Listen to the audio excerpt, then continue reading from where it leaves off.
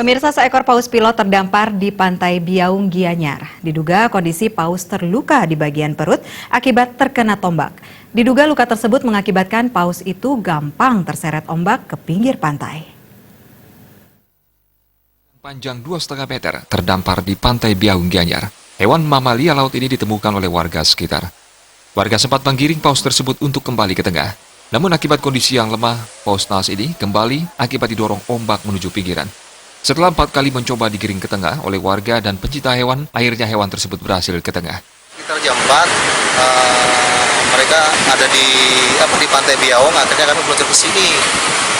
Terus dari masyarakat tadi sebenarnya udah ada proses pengamanan awal ya, sudah dievakuasi ke tengah, dan masyarakat pun sepertinya udah mau bubar kan.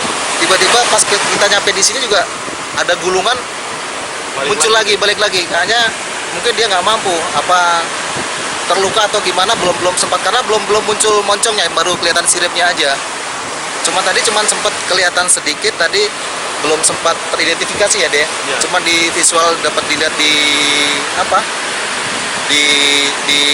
di media sepertinya paus pilot. Selain lemas, kondisi paus dalam keadaan luka di bagian perut akibat luka sobek terkena tombak. Rencananya pihak BKSDA akan terus memantau sekitar lokasi terdamparnya paus tersebut untuk mengantisipasi hewan mamalia laut tersebut kembali terseret ombak. Ali Setiawan, Bali TV.